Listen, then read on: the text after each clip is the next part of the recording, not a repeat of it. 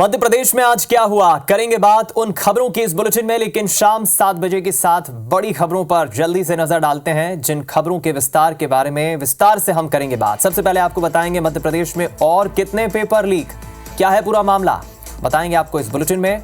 दूसरी बड़ी खबर, जहां नीट परीक्षा में एक बार फिर कथित धांधली का मामला सामने आया है और विरोध हुआ है। गौवंश की हत्या के मामले में कहां हुआ एक्शन, कौन हुआ गिरफ्तार, बताएंगे आपको बुलेटिन में।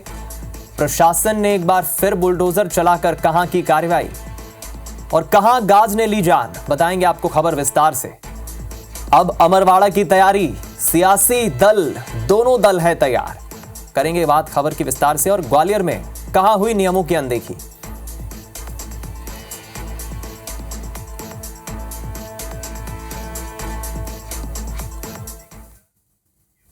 और अब सबसे पहले बात उस खबर की जिसको लेकर छात्रों में खास तौर पर काफी नाराजगी है। एमपी में और कितने पेपर लीक।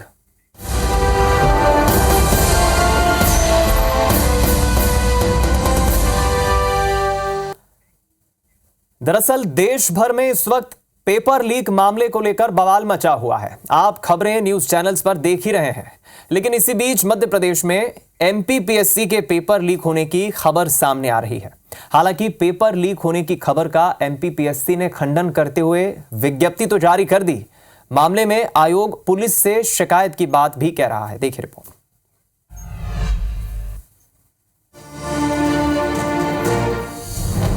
और कितने पेपर लीक। पेपर लीक की खबर से मचा बवाल। कथित तौर पर एमपीपीएससी प्रारंभिक परीक्षा के पेपर बेचने के लिए बनाए गए टेलीग्राम के ग्रुप को देखिए, जिसमें पेपर लीक करने की चर्चा हो रही है। टेलीग्राम के इस वायरल चैट के बाद मध्य प्रदेश में हड़कंप मचा हुआ है। मामले की जानकारी पर एमपी लोक सेवा आयोग ने पेपर लीक की खबर का खंडन किया। लोक सेवा के अधिकारियों का कहना है कि छात्रों को भ्रामक करने ग्रुप बनाया गया है। अधिकारी कह रहे हैं कि वास्तविक पेपर सामने आने के बाद ही ये साफ हो पाएगा कि सच में ये पेपर लीक हुआ है या नहीं। अभी कुछ चीज़ें आयोग के संज्ञान में आई हैं कि कहीं कहीं सोशल मीडिया पर इस तरह का कोई एक प्लेटफॉर्म पर ये इस तरह के पेपर के लीक होने की बात कही जा रही है। अभी तक हमारे पास में इसके अलावा कोई अधिकृत जानकारी नहीं है और आयोग इस विषय में गंभीरता से विचार कर रहा है। बता दें कि 23 जून यानी कल प्रदेश के 55 जिला मुख्यालय में एमपीपीएससी की प्रारंभिक परीक्षा होगी। परीक्षा से पहले इस तरह की खबर से एक बार फिर शिक्षा पर सवाल खड़े हो रहे हैं। अंशुल मुकाती, IBC 24।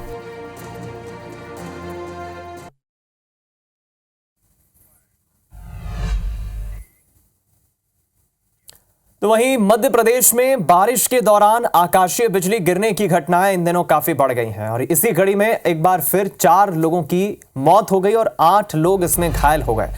सतना के मझगवां थाना क्षेत्र में आकाशीय बिजली गिरने से 3 लोगों की मौत हो गई और 4 लोग घायल हो गए। 7 लोग बारिश से बचने के लिए पेड़ के नीचे खड़े थे। वहीं हटा के डोंगा महुआ गांव में आकाशीय बिजली गिरने से 3 लोग झुलस गए। सभी घायलों का बटियागढ़ स्वास्थ्य केंद्र में इलाज चल रहा है। इधर हरदा के हंडिया थाना क्षेत्र में आकाशीय बिजली गिरने से एक मजदूर की दुखद मौत हो गई और सीआरपीएफ का एक जवान झुलस गया। घायल जवान का जिला अस्पताल में इलाज जारी है।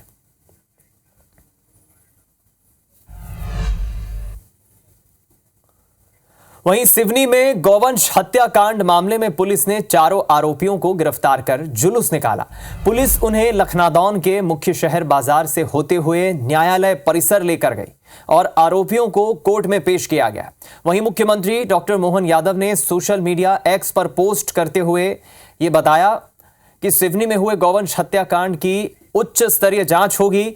एडीजी सीआईडी पवन श्रीवास्तव और टीम घटनास्थल पहुंच रही है और आरोपियों को गिरफ्तार कर लिया गया है। 2 आरोपियों पर एनएसए यानी रासुका की कार्रवाई भी होगी, इस बात का जिक्र मुख्यमंत्री ने किया। इस घटना में संलिप्त प्रत्येक आरोपी के खिलाफ सख्त कार्रवाई की जा रही है।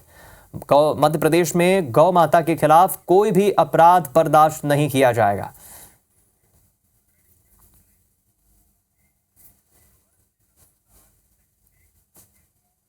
ये वो tweet social media site x पर मुख्यमंत्री की तरफ से किया गया, आपको बता रहे हैं, जिसमें उन्होंने साफ कहा है कि मध्य प्रदेश में इस तरह की घटनाएं कतई बर्दाश्त नहीं होगी।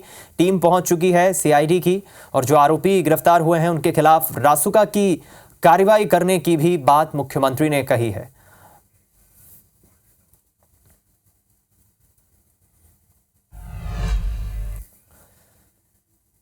इधर बालाघाट के पड़ोसी जिले सिवनी में दरअसल एक मामला सामने आया है और वो मामला है गौवंश का, जिसका मुख्यमंत्री ने जिक्र भी किया।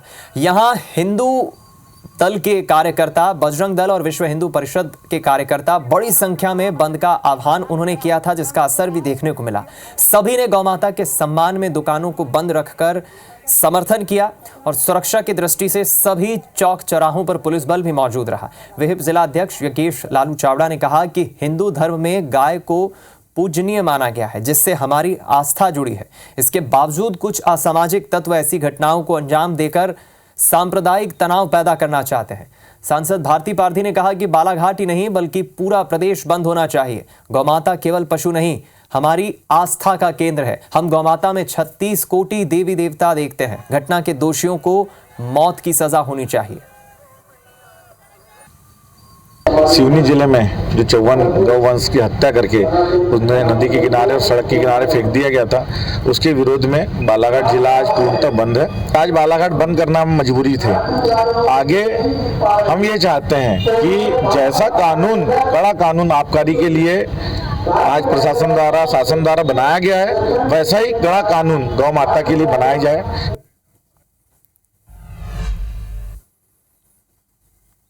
वहीं गौमांस मिलने के मामले में मुरैना के नूराबाद पुलिस ने बंगाली कॉलोनी के रहने वाले 9 लोगों पर मामला दर्ज किया था।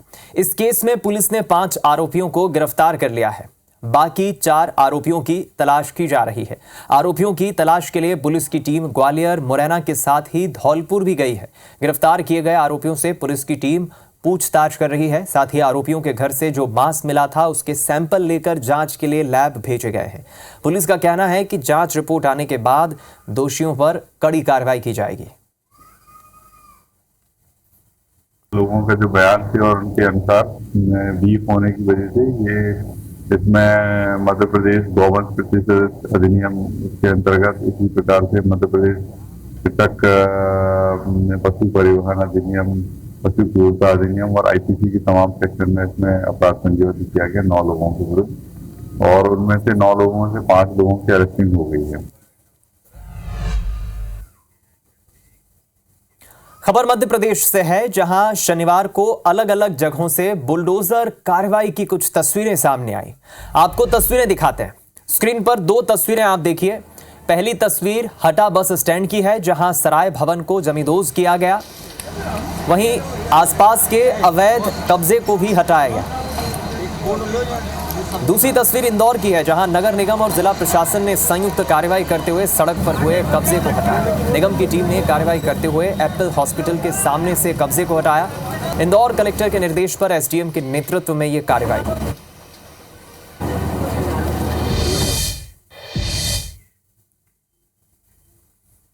पुराना कार्यालय था, जिसमें 2 लोगों को किराए से बीच में जो लोग रहे उसको निर्गमित कर दिया गया था। और चूंकि अब 50 साल की बिल्डिंग हो चुकी है गिरना की अवस्था में, तो माननीय उच्च न्यायालय और माननीय राज्य सरकार के निर्देश से हमें कोई भी बिल्डिंग जो 30 साल के ऊपर हो चुकी है और जीर्णशीर्ण अवस्था में उसको मतलब कंडम घोषित करके फिर आगे कार्रवाई की जाना है। भंवरकुआ स्थित प्रोफेसर कॉलोनी में कुछ लोगों के द्वारा कॉलोनी की मेन सड़क पर अनाधिकृत रूप से कब्जा करके अस्थायी तंबू और पल्लियाँ लगा करके कब्जा किया हुआ था।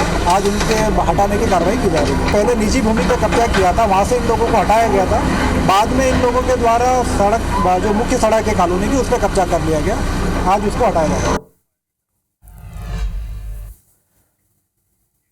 वहीं राजधानी भोपाल के सेंट्रल जेल से एक महिला कैदी फरार हो गई। दरअसल महिला हमीदिया अस्पताल में चेकअप के लिए पहुंची थी और इसी दौरान मौका देखकर अस्पताल से वो फरार हो गई। फरार महिला 1 माह की गर्भवती भी है। आपको बता दें, महिला कैदी मर्डर के केस में जेल में बंद है।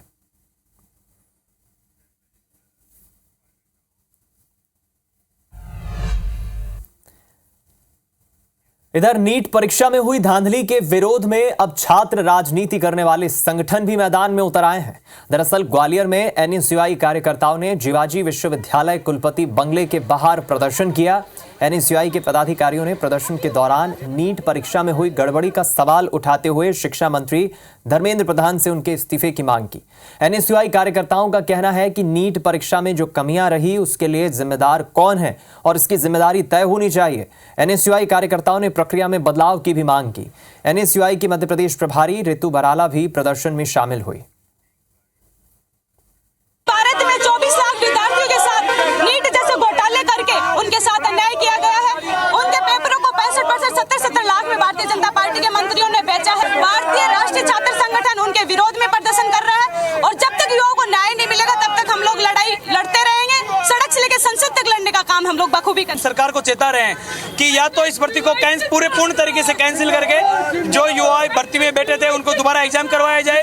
साथ ही सीबीआई जांच की मांग कर रहे हैं कि सीबीआई जांच करवा करके उन दोषियों के खिलाफ सख्त से सख्त कार्रवाई करें जिन्होंने छात्र छात्राओं के भविष्य के साथ खिलवाड़ किया है। अगर नहीं करते हैं तो हमारा उग्र आंदोलन होगा। मध्य प्रदेश कर्मचारी चयन मंडल ने भर्ती परीक्षाओं के निगरानी सिस्टम की ओर मजबूती लाने के लिए अब 2 एजेंसियां नियुक्त करने का फैसला लिया है। एक एजेंसी ऑनलाइन एग्जाम कराएगी तो दूसरी एजेंसी ऑनलाइन एग्जाम और प्रतियोगिता परीक्षा कराने वाली एजेंसी की निगरानी करेगी, यानी मॉनिटरिंग करेगी। अभी परीक्षा कराने से लेकर सुरक्षा से जुड़े काम एक ही एजेंसी करती है। नई एजेंसी के लिए टेंडर प्रक्रिया शुरू हो चुकी है। यह सुरक्षा एजेंसी MPESB में high tech CCTV surveillance control room तैयार करेगी।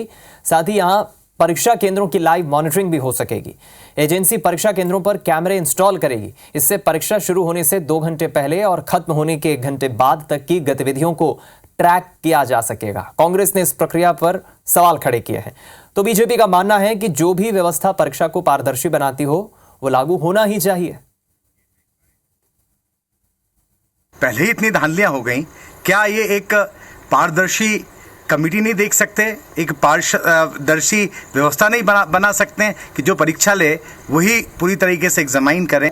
मैं तो मांग करता हूं कि एक ऐसी व्यवस्था बने जिसमें पारदर्शिता से काम हो, ईमानदारी से काम हो और जो जिनका हक हो उनका हक। सरकार जो है व्यापम के मामले में एक नया शगुफा ला रही है और अपनी पुरानी गलतियों को ढकने का और छुपाने का काम कर रही है। संघ लोक सेवा आयोग जो है उसके मापदंडों के अनुसार जो है बाकी की परीक्षाएं कराई जाए। संघ लोक सेवा आयोग में तो आज तक कभी घपले घोटाले इसकी कोई शिकायत नहीं आई। देखिए, शासन जो भी व्यवस्था परीक्षा पद्धति को लेकर पारदर्शी और प्रमाणिक पद्धति अपना रही है वो स्वागत योग्य है, अभिनंदनीय है। लगातार इसमें सुधार हो रहे हैं, प्रमाणिक और पक्की व्यवस्था करने का प्रयास हो रहा है, ये स्वागत योग्य है। इसमें कहीं कोई आपत्ति का कारण नहीं होना चाहिए।